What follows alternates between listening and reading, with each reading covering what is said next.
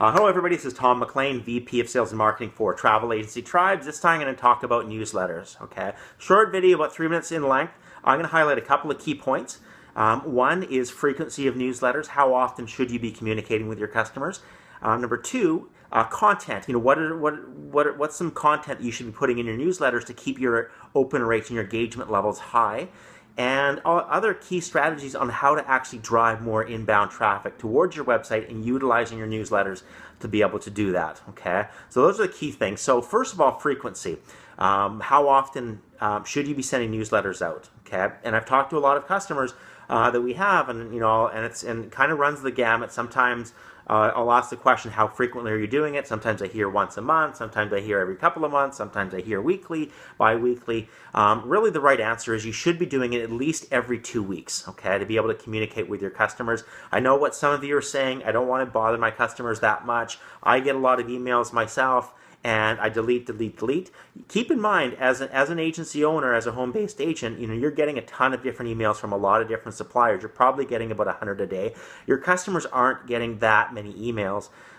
So really, doing it on every 2 weeks is not bothering them. And here's one of the key things is if it's good content, that's really the key thing, is if you're giving them newsletters that really isn't of interest, then yeah, they're going to look at it, they're going to delete it, they're probably not going to read it going forward. But if it actually does have interesting content, then you're going to keep your engagement levels high, okay?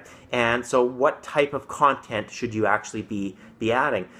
This is one of the key things. Don't always sell, okay? If you're always putting offers and you're just selling every single time when you're sending your newsletters out, that's going to turn customers off, okay? It's just like if you put the TV on, all you saw is commercials, eventually you're going to turn the TV off, okay? It's the same thing with products and offers. Those are essentially just ads. Customers aren't always looking to book travel, okay? However, they're always looking to be educated on travel.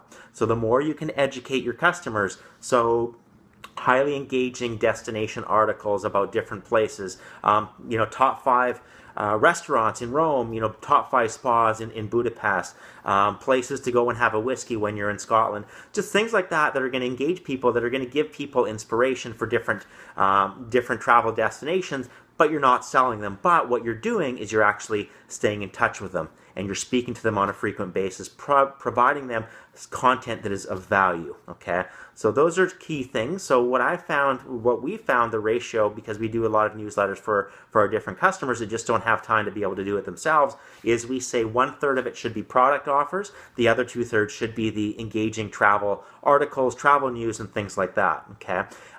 The other point that I want to make is, when you're putting together the newsletter and you've added all those different components, you're doing it on a bi-weekly basis, you're adding a lot of content that isn't just product offers but other engaging content that's going to keep people interested. The other key thing is how that content is displayed in the newsletter. Obviously, it needs to be visual on a mobile phone. More customers are consuming information on a smartphone more often now than on a desktop computer, so you want to make sure that it's very easy to read there. The other key thing is every piece of content that is in that newsletter should also click back to your website, okay? And that's one of the things that I've seen that sometimes hasn't been done correctly. You've got newsletter content, you click on it, and it goes to a site managed by a supplier, or it goes to a page managed by a Condé Nast or a Travel and Leisure, which may be good articles, but what's happening is you're losing traffic as a result of that. It's pushing your customers off of your environment into somebody else's, okay? So the key thing is any content you have in your newsletter, it really should also be on your website, so then when a customer is clicking on it, they're going to read it back on your site, and what that's doing is that's going to drive a lot of inbound traffic back to your website, okay? So any questions that you have, feel free to reach out.